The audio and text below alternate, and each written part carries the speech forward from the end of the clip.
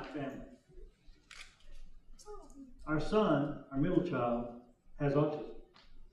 He was diagnosed about age 3, didn't speak till he was about age 10.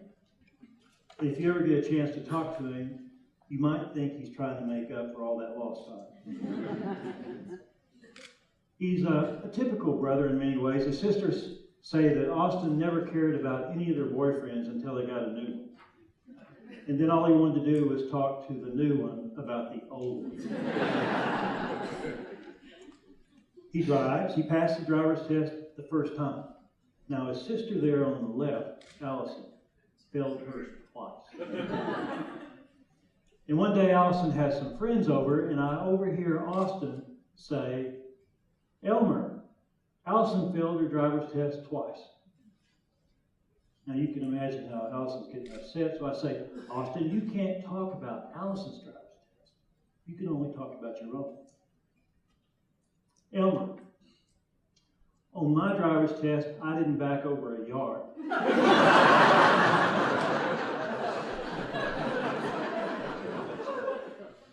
But make no mistake, Austin has a lot of challenges. He probably reads at a 4th grade level. He has difficulty with conversations. He has no peer friends.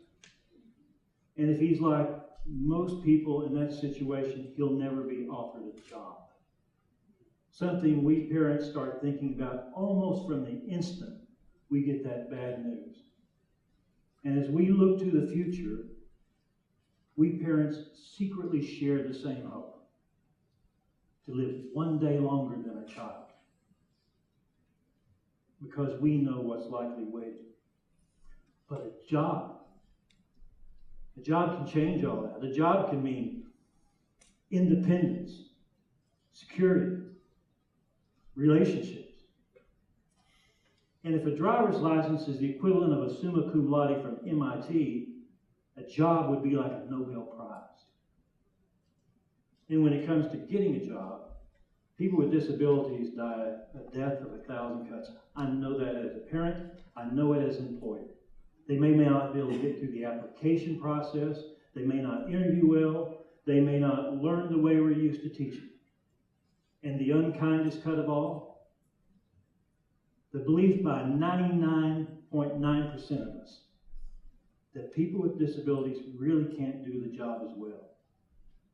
That hiring a person with a disability is a great thing to do if you can afford it. And here I am, this big cheese executive at Walgreens in charge of a division of 10,000 people with 20 centers across the United States, and we're hiring 1,000 people a year. And I got to think, if we couldn't do something about it, who can? So we start contracting with outside agencies to bring people with disabilities into our center to help out with custodial or labeling merchandise. And it was working out really well. We even gave them team member t-shirts and name tags so they would feel like part of the team. But they weren't. That became painfully clear when I was visiting down to our Dallas center, and one of our employees came up to me and showed me a picture of her with the group. And as I looked at it, she felt obligated to say, "Oh, but I'm not one of them." There you have it. Us and them. We had to aim higher. They weren't our employees. They weren't doing mainstream work. And they weren't us. So our Pennsylvania center hired someone from that group, a young man named Chuck, who has Asperger's. Now, Chuck did a great job, showed up every day. We put him on a production line. But he did have certain quirks. We learned his favorite color was purple. Now, the reason we know that, because every time a purple tote would pass through his area, Chuck would stop, yell out in great glee, and start to dance. Now, in all our different centers, we'd never seen that before. And we started thinking, is this appropriate behavior for the workplace? really? So management got together. They started thinking about it, and really they got to, is it about results or is it about style? And when you really get down to it, which would we prefer? Complaining or dancing? Let's go with the dancing. And when I talked to some of his co-workers, I asked them, does anybody else in the building have an issue with Chuck? And they said, if they do, they're going to have to come through us. Now we were making progress. Now we were making progress. And when it came time to design a whole new generation of center down in South Carolina, we thought we could tweak it in such a way that would enable a large group of people with disabilities to do the job as well as anybody else. It was an opportunity to go with specific intent and to go big. So we set a target. We would have 1/3 of the workforce be people with disabilities, 200 in total. Something that had never been done in a mission-critical site on a large scale anywhere in the world. And we didn't have to be reminded that we're a business, not a charity. We weren't going to lower the bar. If anything, we were going to raise it because these centers were designed to be the most advanced in the world. We were going to have people with disabilities and without disabilities doing the same jobs, held to the same standards, earning the same pay, side by side. And we took it to our board. They only asked one question. What if it doesn't work? We said, well, we'll do it like any other business initiative that's new. We'll give it our best shot. If it doesn't work, we'll adjust. And when word got out in the community, you would have thought we had cured cancer. People moved across the country just for the chance to apply. One of those was Desiree. Desiree was working as a temp in a temp agency in San Diego. Desiree has a rare muscle disease that causes her some difficulty walking sometimes. And one day she comes to work and she's using a walker. And her boss says, what's the deal with a walker? And Desiree says, I don't need it every day, but sometimes I do. And he says, great. Come back when you don't. Desiree packed her bags, moved her family across from California all the way to South Carolina, even before the building opened. And today she's a supervisor there. In that goal of 1/3, we blew right past that. And we got some terrific employees. People like Angie. Angie has cerebral palsy, came out of Clemson. All A's as undergraduate, all A's in graduate school. Sent out 300 resumes, 30 in-person interviews. Not a single job offer. And Angie is one of our best HR managers we have in the entire company. Or Harrison. Harrison came out of the school system, has autism. When I met him, Harrison said, Randy, I can process 10 cases a minute. And I said, Harrison, that's great, but we don't measure minutes, we measure in hours. How much is 10 times 60? Harrison says, I don't know. Now I know that that's 600, and our standard is 400. Here's a young man who could perform at 150% of standard at that job and every job we've given him since then, whom we would have never have hired because he can't multiply 10 times 60. And there are hundreds like Angie and Harrison, and we're lucky to have them. Now, how did this center work out? It turned out to be the most productive center in the history of our country. We studied thousands of hours across multiple centers, across multiple jobs. We published the results. People with disabilities perform as well or better. They work safer, they have better retention, less absenteeism. And along the way, we learned a lot of lessons. One of those was a simple, elegant technology we call ATP. Ask the person.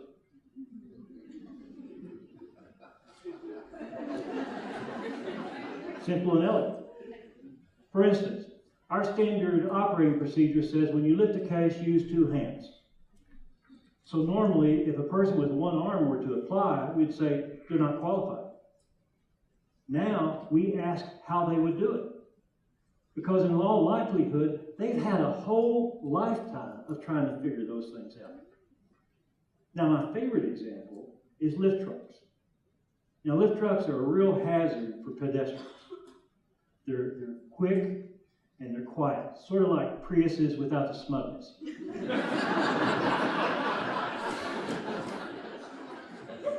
So it's standard procedure for drivers when they approach an intersection to tap their horns and let everybody know they're around. And so the question was, can deaf people operate a lift safely if they can't hear their horn? So we decided to ask. So we go down to one deaf person, we say, how would you test your horn? And he says, well, what I would do is I would put my hand where near the horn is located and I would press the button. I could feel the vibrations. That makes sense. Went to the next person, and I like their answer better. Well, what I would do is I would pull up behind a group of people who are chatting.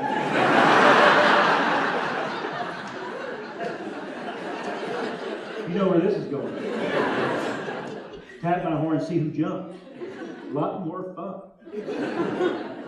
And when we discovered that deaf lift drivers had much fewer accidents than others, somebody even suggested we ought to give hearing plugs to everybody, earplugs to everybody. But we had to learn to never assume what people can and cannot do. We had to broaden the way we screen and hire people. We had to open the door a little wider. And we were surprised at the positive impact on culture. They'll talk about teamwork or commitment like they've never seen before. Managers will say they've had to become better listeners.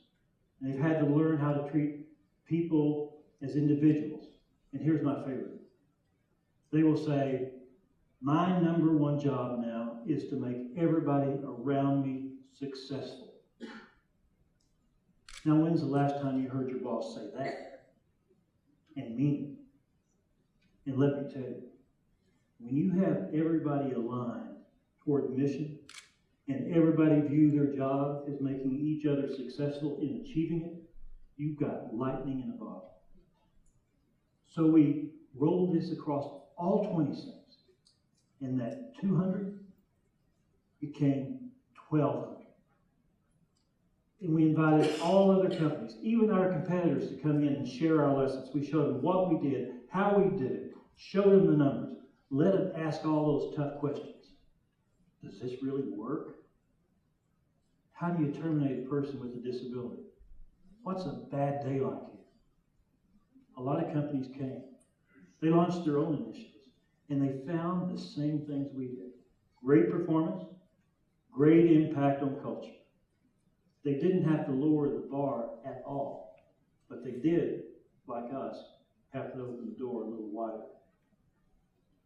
This is an idea whose time has come.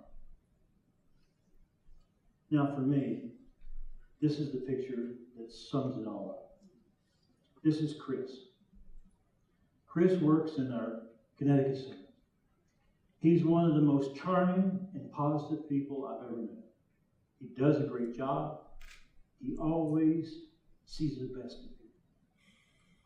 And if you ever met him, you would never guess that he has a disability, or that he spent his entire time in school in special ed. And his mom tells me that every day, Chris leaves an hour and a half early so he can get to work and spend time in the cafeteria with his friends.